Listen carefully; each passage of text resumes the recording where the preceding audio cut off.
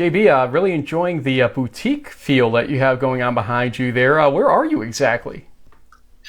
Well, as you know, my wife Jen has been studying to be a mental health therapist, counselor. So this is going to be the Zen of Jen room for doing some telehealth, along with some in-person, clients stuff that she'll be doing later this fall. So we got the little, orchids and like the wood, the wooden guy and the mountain pose, the BU, positive, therapeutic, and I think we all could use a little better mental health these days, Frank, because the hits just keep on coming. I don't know. I remember being at your place in New York City last year and riding up that big elevator, and maybe it's not there or not, but it seems like we're skipping floor 13. Season 13 is just going to go by the wayside. Yeah, so. Man, first off, I got to ask you, do I get like free counseling sessions as the Friends and Family program here? Because I think I'm going to need it this fall without football. Yeah, seriously, you and me both. So we'll be Jen's first clients for sure. But the bigger question is going to become, are we even going to have spring football at this point? That's what this show is going to focus on a little bit more, because the NCAA sent us some documentation. We've got plenty of it here to go through with everybody. Reading. Yeah, light reading with really not much sense to be made out of it. We've had another whirlwind day unexpectedly today with the decisions that were made. We want to break it down for you, because if we feel confused by some of this stuff, we think you're probably confused by some of it as well. And so we want to talk to you about what this all means, because this is going to affect everybody for the next 8 months, whether we like it or not at this point, or make it even closer to 10 months probably when you really get down to it. I guess there's nothing else to do besides to say our 11th postseason show, because, again, this ain't the preseason, because there isn't a preseason to be had right now, folks. This is In the Huddle.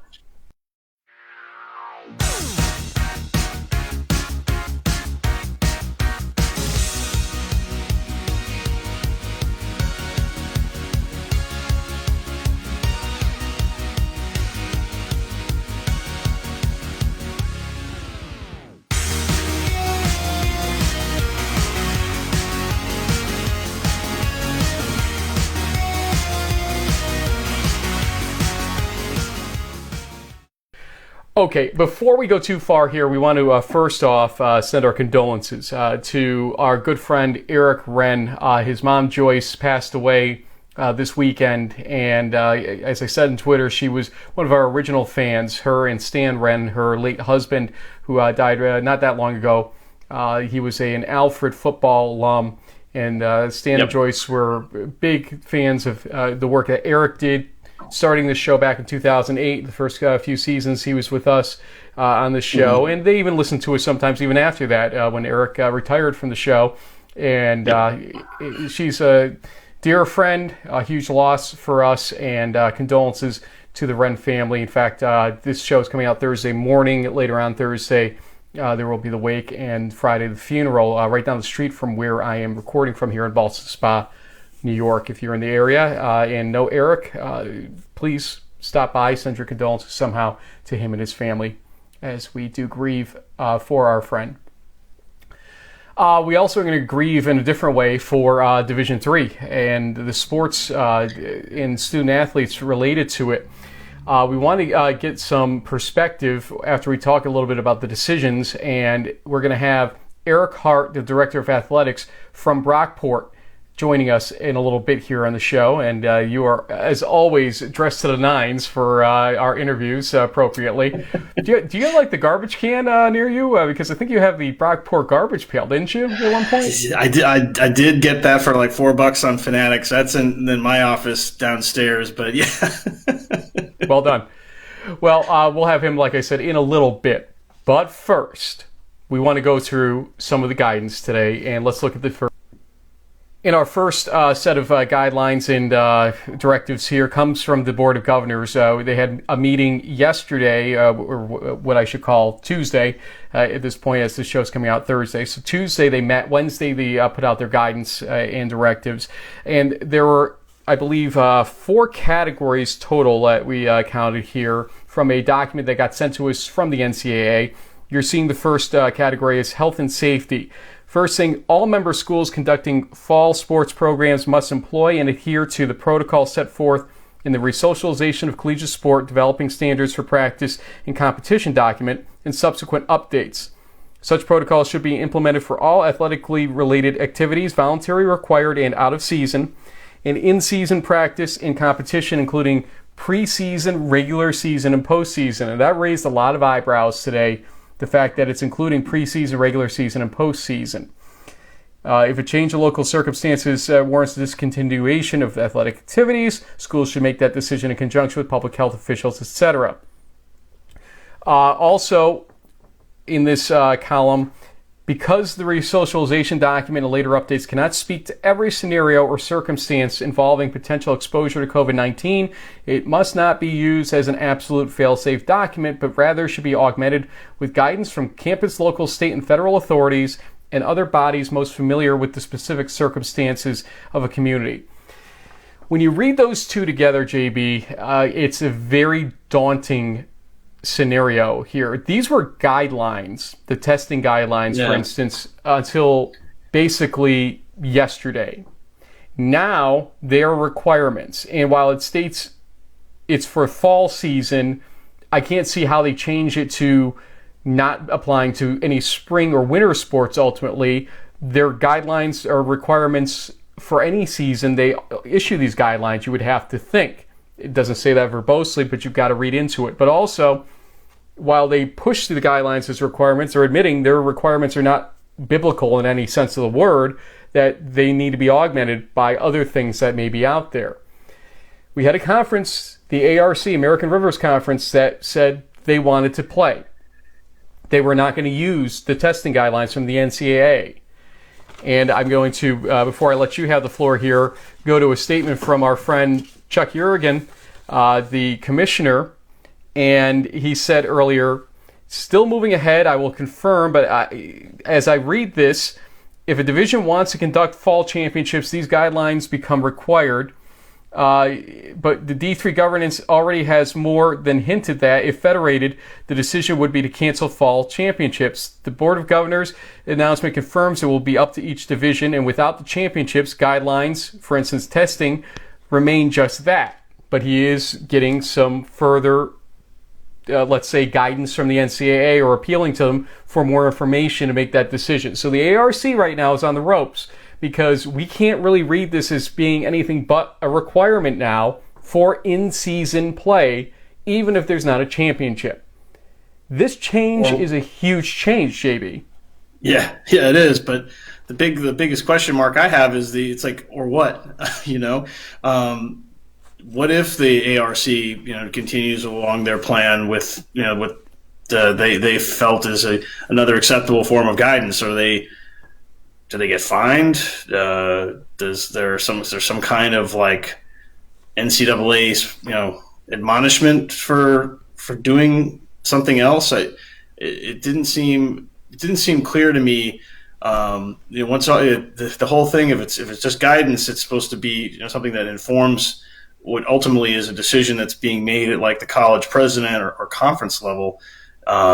To sort of do the switch now that the NCAA is saying we're requiring this. Yeah, how do they really enforce it? When we saw the thing about, this hotline that they're going to make, like the tattletale thing.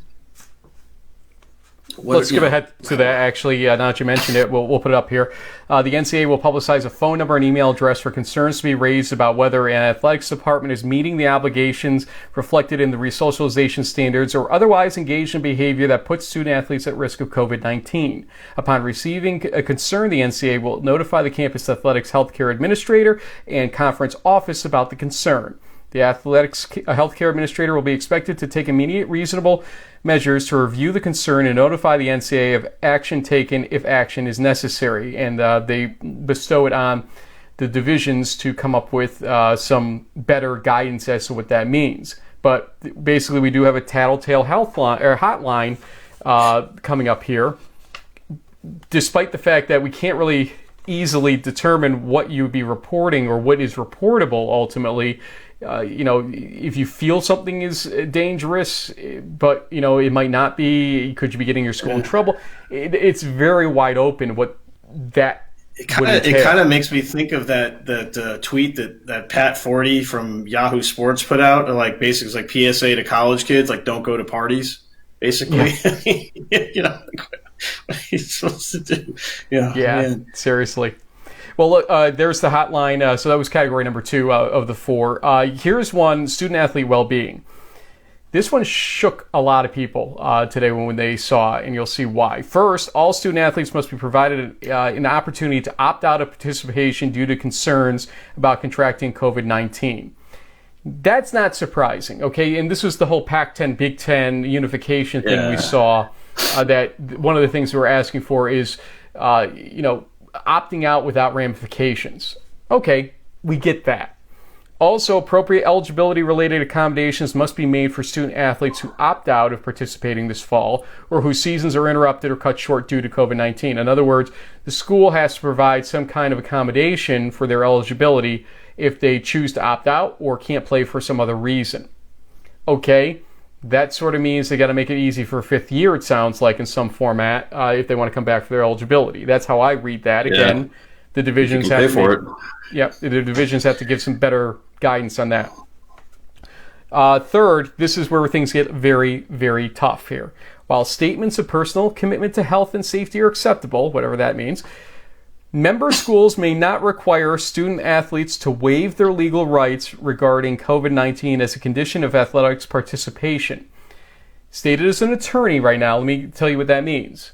Liability waivers are not permitted to be mandatory. In other words, they're not permitted, okay? Because who would sign a liability waiver unless it's mandatory to participate? Suddenly, the burden is going to be borne fully by the school. Furthermore, before I let you jump in on this, divisions must develop rules providing that member schools will cover COVID-19 related health costs related to infections that local health officials reasonably believe were the result of student-athlete sports participation. That's huge. Because let's say student-athlete A goes to a party 2 days before testing. And for whatever reason, they take their test and infection doesn't show up on Wednesday. Right. Saturday they play, and suddenly they're sick. Well, there's a good chance that whoever is making decisions as to how this applies would blame the school's athletic participation or the student-athlete's athletic participation for creating the sickness scenario and thereby force the school to pay the bills related to it, even though it was probably the student-athlete's own choice, in this case that we're talking about, that made them get infected. Suddenly, those last 2 points about the liability waiver and the remedy of paying for the bills that go associated with that infection are game changers for Division III schools. They don't have the money to cover these things. And this goes to a deeper question of why would you play any sport until the entire situation is resolved, which is not till probably next fall at this point. Why would you, as a Division III school, play at all until this is resolved, period? What do you think? Yeah. Well, I mean, I know that earlier in the summer we were hopeful that there could be situations, and we had seen a few what I thought were pretty well thought out plans to kind of slowly work up to sort of full contact types of things, and but yeah, nowadays the way things have kind of gone. I mean, there's still a part of me that feels like we could or should have waited until September before making these sweeping decisions. But then again, there's an op-ed in the Wall Street Journal today about are schools really ready to reopen in the fall for colleges and universities, and there's certainly a lot of people out there that feel like even though all the best intentions and plans and all this type of thing, that all it takes is like one little incident, and it can set back a school tremendously. Just one party where 29 kids got sick or something. I mean, it's all it's going to take is a little thing. And the chances of these people actually really being that sick, most likely kids that age are more asymptomatic carriers, probably not going to need to get hooked up to a ventilator, barring some kind of pre-existing condition. But if they have one of those, they're probably not a varsity Division III athlete anyway. So I don't know. There's definitely gives you pause when you kind of think about it, and but yeah, these new requirements are definitely killers for the fall season, and we kind of saw it coming. These are killers, not just for a fall season, JB. And let me go a step further. And being involved in other social sports leagues and whatnot, we've already been reviewing how you handle the situation, and how you handle it is you talk to your insurer, who's going to give you a liability waiver to have signed by the participants. And then they will carry you, perhaps with a higher cost right now because of everything coming at the insurance companies as possible risk factors, but they would still cover you and carry you as the insured school, organization, whatever. You go to your insurance company as a college right now or university and say, yeah, about that waiver, I'm not allowed to actually do that. And they're going to tell you, you're not going to be covered. Flat out. Yeah. Or if you are going to be covered, your premium is going to go so high that it's going to make the testing costs look like a circus, basically, that we were talking about. A light circus, a sideshow, I should say, probably. Yeah. This is huge. This is not a D3 situation that can be handled by most schools out there. I don't care what your endowment is. Because if you have to self-insure for this stuff, you're not going to play sports. You're not. Why would you? Yeah. And I mean, you're an attorney. I mean, we live in a fairly litigious society these days. I mean, what are the chances that parents could start suing the school? Exactly. There's really no protection there, other than the fact that they could claim that they followed the NCAA rules, the state, local guidelines, and all this other stuff. But in I imagine in like a court battle that if the college is saying like, well, yeah, we did all this stuff and had put in place, but the family will be like, well, yeah, well, Joey over here still got sick, so pay us. But there's no buts. There's no buts in this. Let's put it back on the screen for a second. Look at it again. Okay, member schools may not require student athletes to waive their legal rights regarding COVID-19 as a condition of athletics participation. Easy for me to say. And Division must develop rules providing that member schools will cover COVID-19 related health costs related to infections that are reasonably believed to be resulting from their participation. There is no, okay, but if they followed all of our guidelines and requirements, they don't have to pay for anything. No. Yeah. They're basically saying, regardless of their following our requirements, you still got to pay. Or you can't have the waivers that would protect you otherwise. I'm telling you something. And that's exactly why I think. So when you did your radio appearance on earlier today for that show in Alabama that caters to like the Birmingham Southern and I think Huntington college crowds. I mean, this is why the 15% or 20% of these smaller private colleges are probably on the precipice of going out of business, because all it's going to take is one COVID outbreak on their campus, and they could be financially done. Absolutely. I'm telling you, this is the biggest news that came from this day. Okay, fall championship cancellation we'll talk about in a second. Yeah, we knew that was coming from a mile away. Come on. Spring championships for the fall sports not happening. We kind of knew that was probably coming too. We just didn't know it was coming so quickly. This is, besides the testing requirements now, instead of guidelines, this is huge. Okay, folks?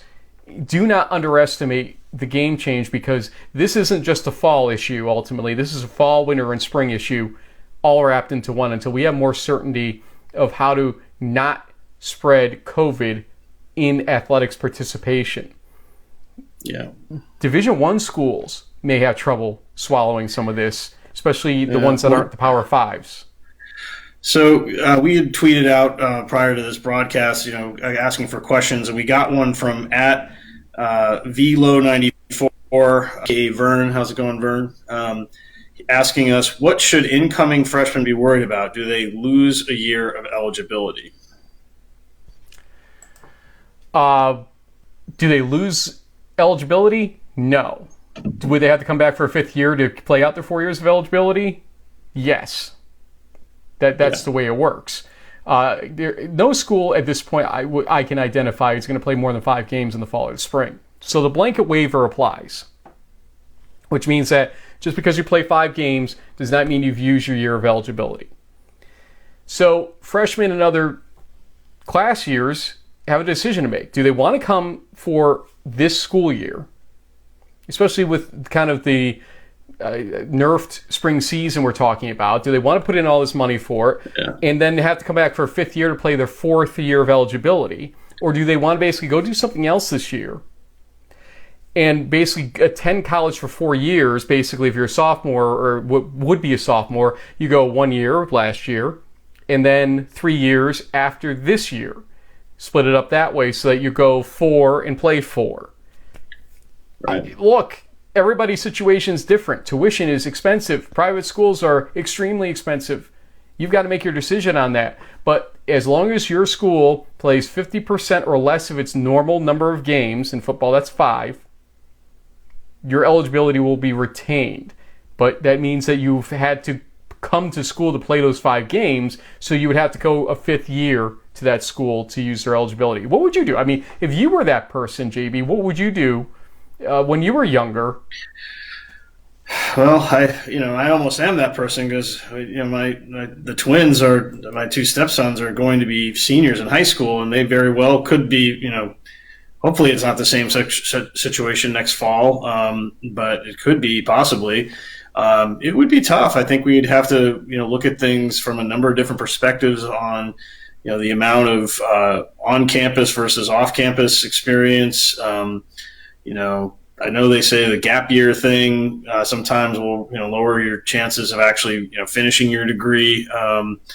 Maybe it would be if I was an athlete, I would take the fall off. I actually thought about that seriously because I had an opportunity to play that fall season, but I was also admitted to a college up in Vermont where they basically offered me like a February admission. So I would have effectively missed the fall, and I could have just worked and then gone up there. But I just elected to go to a school that offered me some academic scholarships, and through some loans I was able to make it work.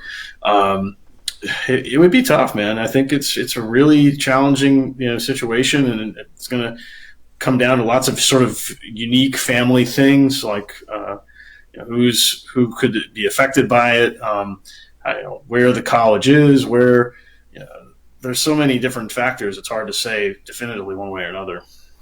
Yeah, so again, eligibility should not be affected for football players, freshmen or otherwise, that we can tell, but we definitely have concerns. Coach tweet something to the effect of, if you're taking over 12 credits, your eligibility clock starts, and I'm like, but if you're not playing the sport, like that doesn't seem to make sense to me. I'm not an expert in it, but it's an opt-out. It's an opt-out in this situation. Yeah. If your eligibility clock's ticking, then you have opted out this season, and they have to make an accommodation for you now. This is clear. This has always been pretty much the assumption. The Board of Governors today basically said as much. Now, granted, go talk to your school's athletics director and guidance counselors, or the registrant's office, or whatever you have there, but registrar's office, I should say. But ultimately, from what came out today, it underscores what we already knew.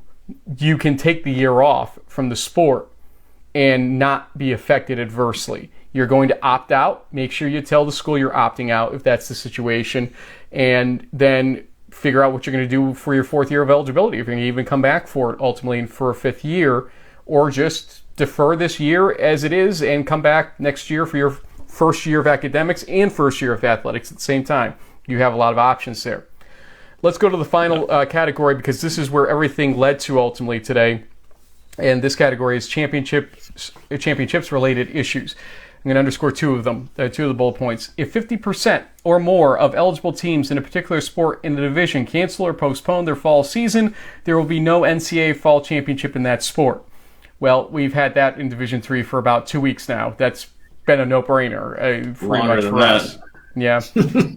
And if any division elects to postpone fall sports championships, the decision to conduct the championships at later dates must be based on the scientific data available at that time, as well as an assessment of the operational, logistical, and financial impact of proceeding.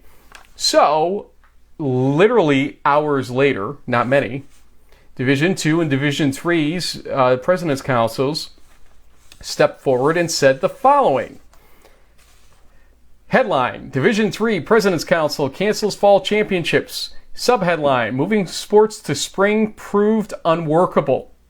So, folks, and this was a tweet question from our friend Scott Bertrand. I want to get his exact tweet here from earlier. But he said the NCAA didn't necessarily say no championships in the spring. They just didn't address it yet, correct? If there is a spring, can conferences force participation on schools, or can players just opt out to keep eligibility? Part one is, yes, they did cancel spring championships. Flat out, they canceled them. Said they were financially and logistically unworkable in both Division II and Division III Fall championships that were to be moved to the spring. Sorry. Right. Thank you. Yes. But part two is, again, about opting out. Yes, you can opt out of the spring, even if your school plays in a spring quasi-season or whatever you want to call it. So that's where we're at today. No fall championship in the fall, no fall championship or in the spring. There's going to be further guidance from the divisions upcoming about some of the things that the Board of Governors asked them to prepare in furtherance of their directives today. They have until the 14th for most of them and the 21st for one of them as well. Game changers. These are huge game changers. These are things that should have been discussed and dictated over a month ago by all means. Yeah. To call your guidelines, and then call them requirements out of the blue, basically a week before preseason football starts, is inexcusable. Absolutely inexcusable. Nothing changed in the calculation or calculus of what we're going through as a country right now to suddenly make this okay, or suddenly change the whole thing that they had to be like, requirements, these have to be requirements now. No. And the ARC as much said as this, Chuck Yerrigan last week, that there are different ways to approach this in different testing methodologies in different areas that would be proper and appropriate. And I don't disagree with him in that respect. So why we suddenly had to go to requirements with what were formerly guidelines, I don't understand. How you suddenly are saying liability waivers are not okay. You could have said it 2 or 3 months ago. It would have ended the whole game. 100% would have ended it. Because anybody that has half a brain at a school would see that and say, we can't afford this risk. Yeah. Period. It's too much. Yeah. So where in the hell has the Board of Governors been on this? To wait this long for things that don't even have to do with the championships that they came out with today, that basically is governance on even regular season activity for these schools. Where in the hell have they been? This is ridiculous.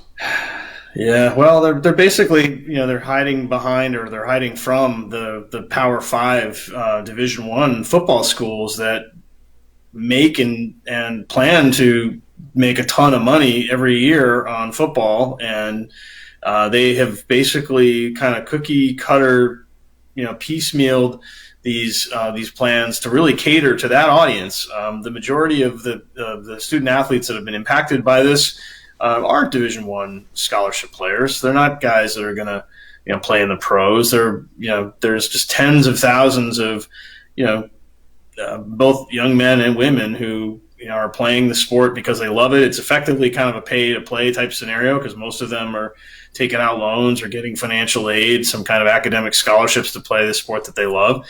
And it's really these are the parties that have been impacted, I think, in the worst way. But everything has been beholden to the major D1 schools.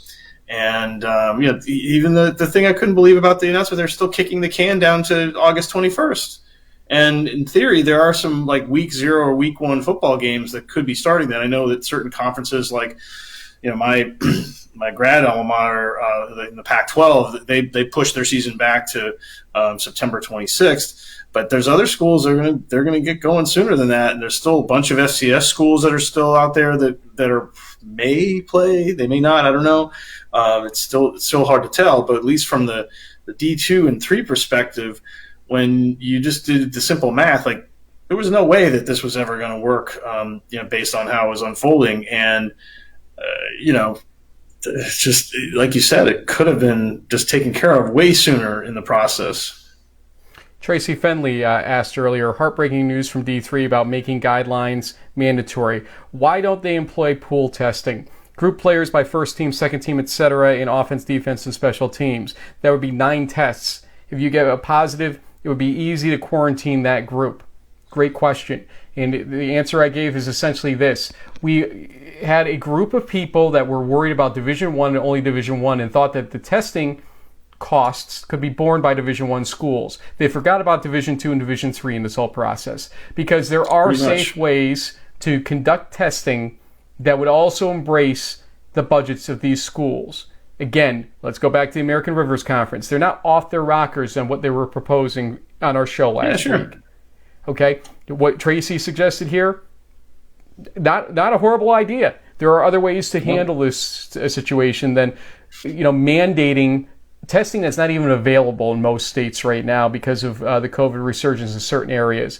Okay? Let's be clear that some of the things that they're mandating aren't even possible at any division right now, let alone 3. So if we had maybe had a group that really wanted to look at realities next to health, safety, and welfare and put the two together so that health, safety, and welfare wasn't compromised, but realities of economics existed alongside it, we could have played some football this fall. That's what I'm getting from this ultimately. Instead, what we have is a Division I guided world that we're living in with the NCAA that said, oh, can't afford it, D3? See ya. Yep. So there you are. Yeah. But you know what? Look, this is going to affect spring season ideas, spring football season ideas especially. We wanted to talk to somebody that's got to make decisions about this stuff from the athletics point of view. Erick Hart is the director of athletics at Brockport and is on the NCAA Division III selection committee. JB's got the shirt on and look. On brand. Could spring football be adversely affected by today's announcements and decisions? We've been talking a lot about spring football for the last couple of weeks. Well, what happens now? And due to some technical difficulties, we are going to be joined by phone by Erick Hart here. Erick, first off, thanks for joining us on such short notice. You're getting the Jim Catanzaro treatment, if that's any consolation right now. How you doing? I love it. Thanks. Doing well. Erick, I wish we could laugh throughout this interview, but it's been kind of a daunting day for all of us here. Basically, the NCAA has come up with some directives, let's say, from the Board of Governors' perspective, and then later from the President's Council. The Board of Governors obviously canceled or gave some ideas as to how to cancel fall championships with the 50% or less participation. And not only did the fall championships in the fall get canceled, but fall championships in spring got canceled by the President's Council. Are you surprised by this decision, especially being on the selection committee, to hear both of those decisions fall on the same day? I'm not surprised. Our football committee has been talking a lot in the last couple of weeks. We're aware of some of the conversations going of logistically, can we move the fall championships to the spring championships? And we talked about that as a group of, what that would look like. And, we talked about some of the challenges with that and, what the time frame might be. Because, for us, it's a 5-week championship. So to run the football championship takes 5 weeks. So when would that end? And then, what's the turnaround time? And then we do that again in August. And, first and foremost was the student athlete safety. We had a lot of questions with the time frame of how we could logistically pull that off. And in the same way, balance the spring sports that, lost their season last year. So, I'm not surprised. I know it was a lot of moving parts with that one, a lot of logistics. So I'm not shocked with the decision that they came up with today. Eric, with regard to some of the changes that we saw today, the testing guidelines now being made into requirements, no mandatory liability waivers, no fall championships, which Frank already covered with you. But how does that really affect Brockport, for one, and maybe the other SUNY schools across New York, and on their decision on whether or not, say, a spring football season might still happen, even if there isn't a spring championship to be had? With all the new mandates and guidelines, it gives us some time to get some things in place. Like we're, currently the testing piece was a game changer for us when that came out. That recommendation came out, a few weeks ago. We weren't ready for that. Like we couldn't test, 72 hours before competition. I think the new guidelines we'll be able to get those in place for the SUNY schools and for the schools in the Empire 8. We'll be able to follow those and make sure we're good to go for next season. For the spring, for us, our conference was talking about, the Empire 8 was, made the decision pretty early to not have fall sports. And then, our commissioner's been great. He's on the championships committee. So Chuck Petrano has been, really, really ahead of this stuff. So, they were talking about moving the season to the spring. And I think the ideas were, a couple games, 5 games was being thrown out there. But, now with this new announcement, I'm not sure where they really stand as a conference. I've heard that we talked about on our committee was, can we have, some sort of a spring season, with pads and, there's a new rules now with, the 114 day from the playing and practice seasons. But, I think for us, and I think what we're going to ask for from our conference is, can we somehow get, just a scrimmage? Can we have one scrimmage, one opportunity in the spring semester, as long as everything's safe and things have changed and, we're in a better spot. Can we have some pads for practice, and then can we have a scrimmage? We can compete against the local team. For us, might be like St. John Fisher College right down the road. So I think that's kind of what we're looking for for our spring season. Just kind of a little different than the traditional season or non-traditional season, but just some pads and one scrimmage opportunity would be kind of what we're asking for.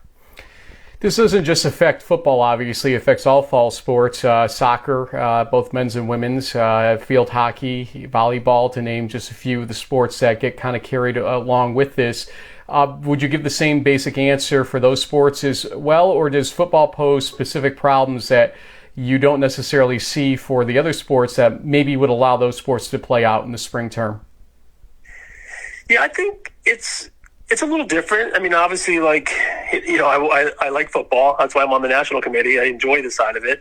I think there's a lot more challenges, and just the size and scope of the operation, create some more problems. I think some of the other sports are a lot easier, where soccer might be able to play, 3 or 4 games in the spring season. They can just play so fast. They can practice for, 10 days and they can have a game. Where football, we're not even close to that. So I can see some limited competition in the spring. And again, I think with football, if we could have pads and we could have one scrimmage, I mean, I'd be happy with that. We could do that when the weather's nicer and get the guys something to do before they're looking off for the 2021 season. I just want to follow up real quick, JB. I had heard some things about when the Empire 8 announcement had come out. it affected possibly enrollment for freshmen for Brockport because of the idea that, hey, I don't want to waste a year of tuition or whatever their reasoning or rationale may have been not to come, at least in the fall. Is there any truth to that? Has it affected, from what you can tell, enrollment numbers based on incoming freshmen or other class years that want to play football or any other sport? What has the effect been instantly over the last few weeks for a school like Brockport? I don't know the exact numbers. I mean, I've had some honest conversations with some of our student athletes, and here's what we're looking to do in the fall semester. And I think for us, we're going to allow 2 to 3 days of practice a week. Do some leadership training, do some diversity training. We'll do some fun things as a department to keep our students engaged and kind of keep that family feel going.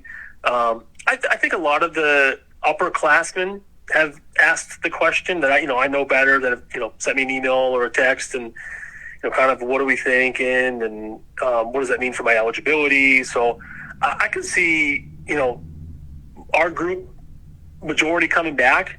I can see some of the out-of-state students that might have a lot of classes online staying home for the fall semester, and that's their choice. And I think that's a financial decision that they made with their family. I don't have the exact numbers, but I'll be honest. I think a few of our students would stay home, and if their classes are all online, we're kind of split here of what's face to face and what's online. So.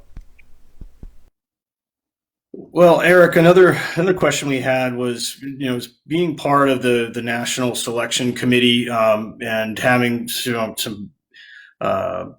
input or at least information from the NCAA, maybe more so than most folks. What was it like, to sort of be in that front row seat over these past couple of months and seeing how things started to play out? I mean, did you ever think we'd get to a point like we're at today where effectively the fall season is completely canceled, or is it really something that you kind of knew was going to happen at some point? It just maybe took a little bit longer than we all thought it would. I think you started seeing a handful of conferences making the decision to not have the fall competition. And then I think because Brockport is in we're in the Empire 8 with football, but we're in the SUNYAC conference with all other sports. So sure. I think you see a few of them that made the decision, and I think that gets the conferences talking a lot more. I'm not surprised of where we're at right now. I think our commissioner in our football conference has been tremendous, and just sharing information. He's on the championships committee, so he's getting information on one side of the NCAA. There's a bunch of us that are on committees. I'm not surprised where the fall championships were moved, and I think again logistically moving everything to the spring season was going to be a major challenge, and I think that would impact the spring sports, who really lost their whole season last year. And again, the winter too, as well. Like we had some teams competing in the winter championships, and sure. they were on site when that was canceled. So I think the NCAA, obviously made the right decision for the safety of our students, and they know logistically, like moving the fall to the spring, it would be a major challenge for institutions. And we're a large institution. We have 23 teams. We have a great staff. We have, the right majors. I mean, we could have pulled it off, but I think some of the other schools, like it would be a lot harder, and they may not have the facilities that we have. So, those challenges, I think, are what the NCAA had to look at. Eric, we had a poll a couple weekends ago that basically asked a lot of coaches and players and parents that voted in it if they or what type of spring season, I think the way we posed it, would they support. Basically the choices were spring season traditional, or a season that's traditional with 8 to 10 games plus playoffs, the 5-game or less approach to protect eligibility, or no spring season at all. And 51.1% of the respondents, over 1,300 respondents we had, said they wanted to have a traditional season plus playoffs. I asked this, or I use the preamble here for a reason as I ask this question. There's going to be a lot of arguments coming up here by different schools and different coaches and different players about the equity of even going for a 5-game season or no season, or what these schools should do.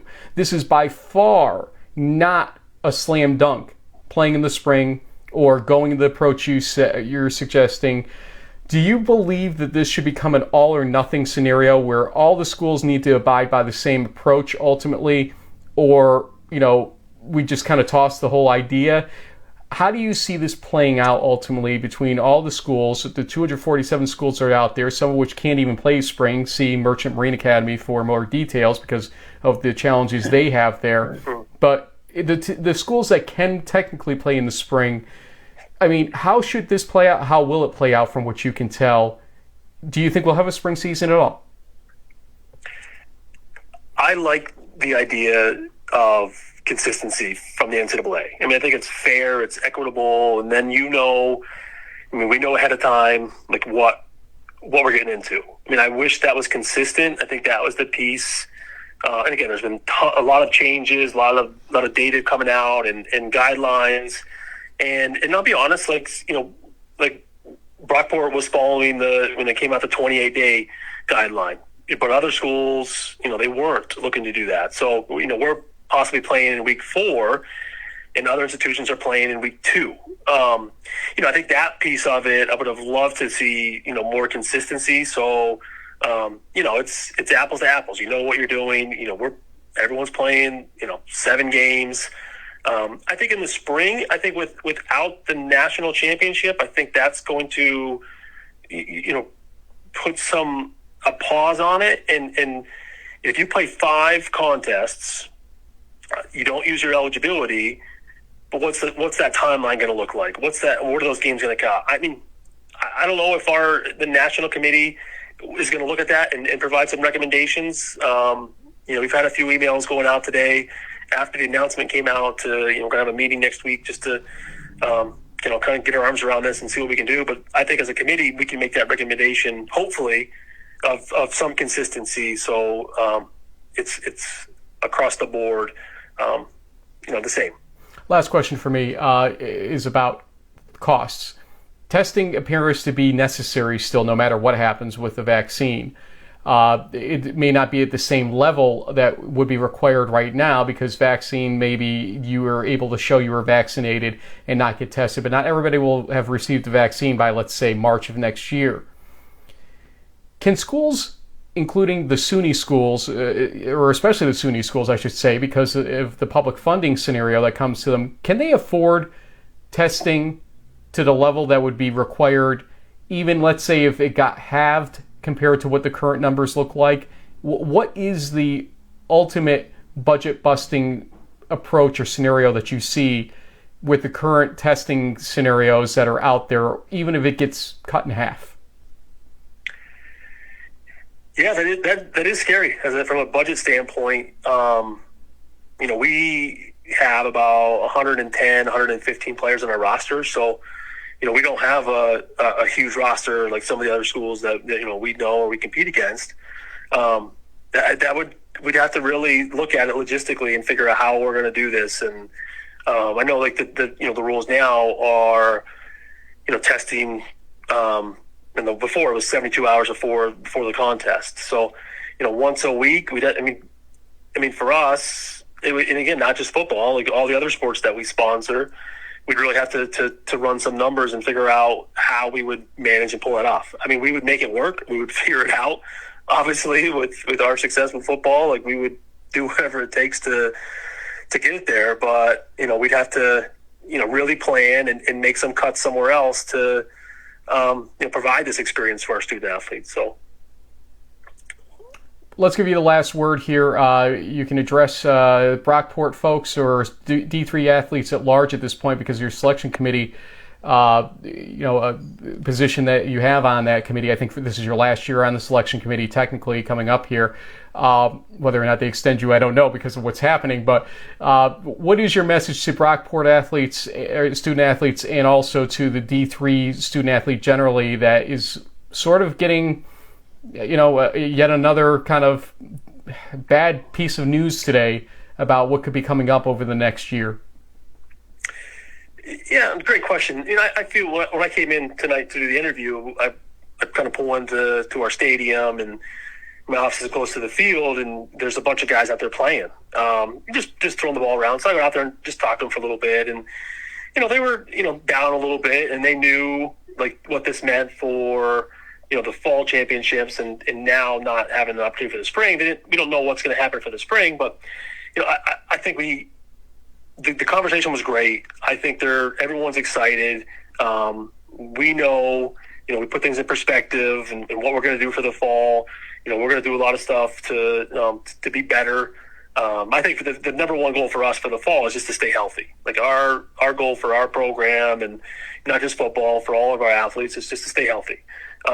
We want our campus to be able to get through this, and we're going to do everything we can to pull this off. But I think stay healthy, and then hopefully we can get an opportunity to play something, or play a game or two in the spring season, and then get back to some normalcy and play for the championships in 21. So, speaking of keeping people healthy, we love Mangoni. Keep him healthy. He's always been a great friend to the show. But also, you got to keep Steve Potter, your offensive coordinator, healthy as well, because without Potter, he claims you wouldn't have nearly success at Brockport that you've had over the last few years. I don't know how true that is.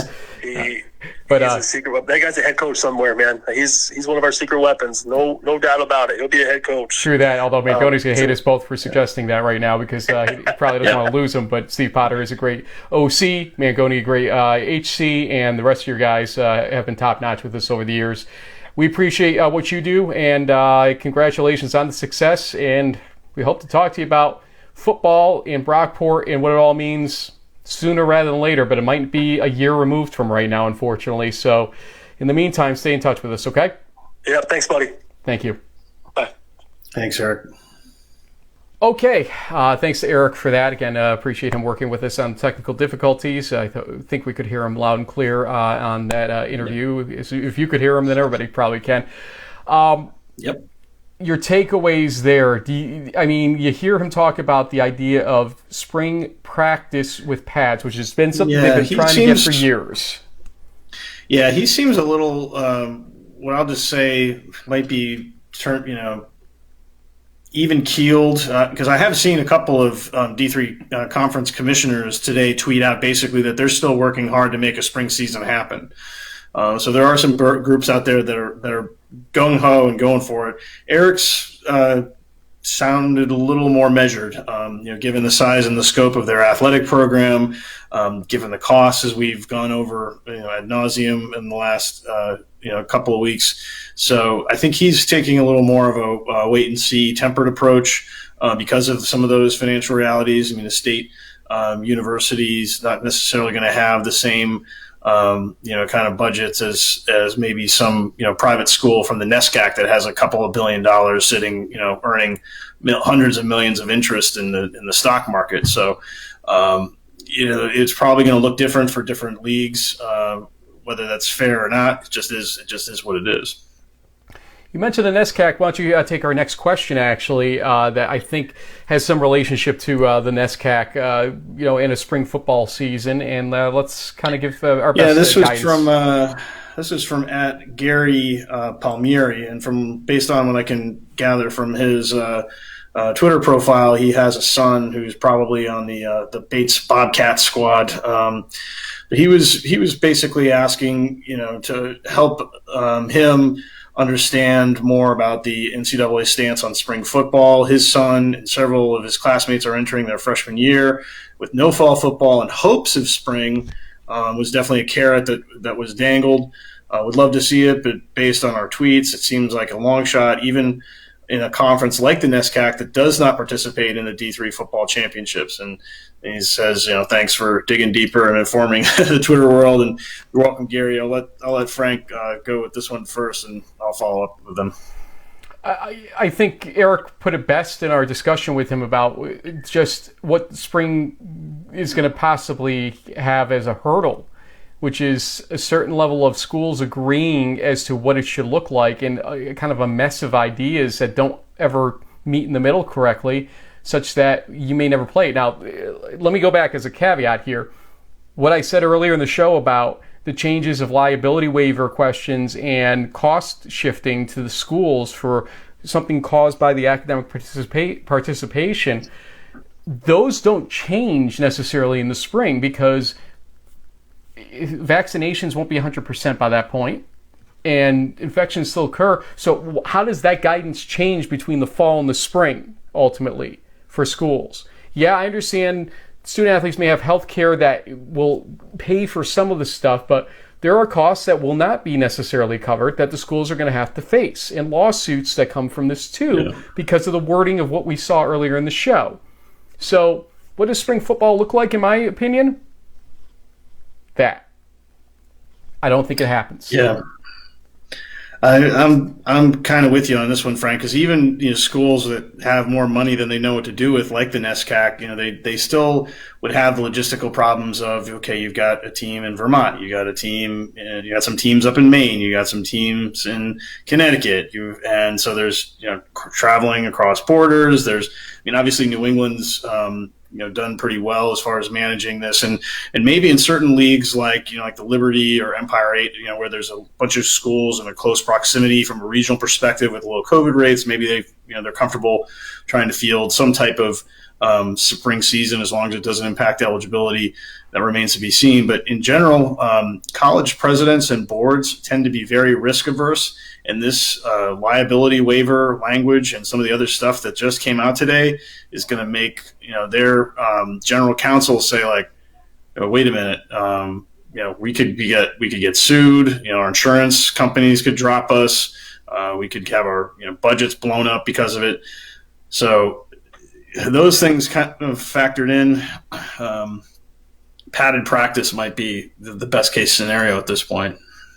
Yeah, I think people that have watched our show in the last couple of episodes know that we've been pretty overall optimistic about what we could be facing here. Yeah. And when we read this stuff, being the banker and the lawyer, and know enough about insurance stuff that goes with it, this really was falling out of bed today for us. This stuff is going to have these documents. All this stuff that we got today has to change. But here's the problem: how do you sit there as the NCAA now and say that, those requirements and those liability waiver wordings and the cost shifting that we suggested in the fall, that wasn't necessary. We're going to do a do-over here in the spring, and we're going to change all this stuff. And if I'm somebody that gets sick at that point, I'm like, nope. You made that a requirement for a reason. What was your reason for making that a requirement back then? You now have to live with these edicts that you just put out there as the NCAA. These are here to stay now, whether or not you want them to. This is always the problem with making these guidelines requirements. And I've talked to other people about this for the last month and a half, that they said the NCAA is always very careful about making guidelines requirements for these exact reasons. And today we made them requirements. Today we made our bed as the NCAA and those around it.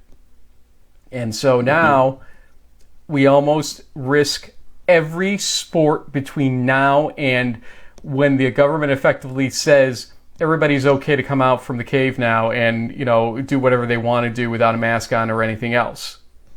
Hopefully that's sooner rather than later. But there's no guarantees. Yeah. Nope. Now, we've got some interesting problems ahead now, and again, the NCAA probably could have tempered this better and handled this better a couple months ago and not put us into kind of this guillotine moment that we're facing right now for this academic year. We were hoping to, do a little coverage of spring football. I don't know if it's possible, folks. I really don't. I know coaches I talked to today still are looking to go there. I wish them well. I don't know if they can. I don't know if their schools will let them at this point. And that's where we are. Yep. Any other questions that you saw across our wire? I was just looking a second ago. I didn't see any, but sometimes they like you more than me. No, I don't know about that. No, I think we got them. The one thing I will sort of do a little a shout out or plug for is apparently there's a new handle at 2020_season that is currently conducting a virtual D3 playoff on Twitter. Our friends from the ECFC pointed out the fact, though, that they didn't include them as an AQ, so that was a little bit of an oversight there. But at least somebody's trying to make D3 football happen, even if it's like fantasy style. But that's about it. You know, you bring that up, and I saw, actually, it's going to take me a half second to find it. I believe the ECFC actually had pushed out something that kind of was the "don't call it dead yet" type of tweet for today. Yeah, they did. So we have from our friends at the ECFC, you probably can't read that. D3 ECFC fam. Just because champs are canceled, NCAA championships are canceled, this does not mean the season is canceled. Your schools are still working together to find options for the spring. Keep grinding. We will play again. To Katie and company at the ECFC, I appreciate that as much as anybody. It's tough sitting in this chair when we have made a commitment to, especially the student athletes and their families, to be as honest as possible with them under the circumstances. I know schools in the ECFC are risking their livelihoods by not being able to play football because of the enrollment things that occur. Okay, I get that, and you're not the only conference where that's a problem. By far, you're not the only conference where that's a problem. Definitely not, yeah. So I would love to embrace what you wrote there, and you've been a great friend of ours through this, the ECFC crew especially, the schools and the office there. But at the same time, we need to really work on what just happened here today. And we being the entirety of anybody involved, the NCAA or committees surrounding it. Because this was a screw-up today of epic proportion for any hope of making sports occur at the Division III level in this academic year, not just this term. So yes, we need to find ways to make a return to sport occur for this division. But the NCAA is going to need to get a shovel out and start digging itself out of a hole that it put all of us in the process. Yeah. I don't like being negative like this. I don't. And we're almost left no choice but to be, because we can't both be realistic and be positive about this. There's not much positive spin you can put on it. Final thoughts, bud? No, I just, I know that there's been other conferences today that are saying this kind of the same message, that they're going to work and put on the best conference championship in the spring that they can. And, I hope that kind of stuff works out and that they're able to find a way to do it. It just feels like the news today was a pretty heavy blow. It's going to be one that's going to take some time to sort of sink in. Like, we knew that this day was coming. It should have probably came, 2 or 3 months ago. But at the same time, there was reason, to be optimistic at times. But yeah, the way this language has been structured and sort of, put out there, doesn't leave a lot of room for hope. But time will tell. Things are still changing and in flux, and the spring is a long ways away. So we'll have to see where we are in another 6 months or so. Pray for an effective vaccine in the next month and a half to 2 months. Pray for mass production of it and availability. Pray for the idea that people will use their heads and get vaccinated to the degree that they want to participate. That's where we're going to have to go with this if the spring's going to be reality. These are things out of our hands right now. We're going to need to know it by December to make March happen, because that's just the reality of it. So we don't know what to tell you besides pray, hope, and let's get together again soon and figure out if things have changed or improved along the way, and make sure you write letters to the folks on the Board of Governors at the NCAA and sort of reiterate what we said in this show, which is there were things done here that didn't need to be done the way they were done in the timing that they were done in. We're all paying a price now because of it at Division III, and from here on out, just because we don't make the revenue for the NCAA that they would hope, like Division I does, and the March Madness tournament and all that stuff, just because we don't, doesn't mean we don't matter, and shouldn't matter in further decisions down the line. It needs to be really considered that most sports and most divisions in this whole structure are not revenue makers for the NCAA, but they matter just the same. That's why we have the NCAA, the collective that it is, and why they have the monopoly ability the Congress allows them to have and everything else.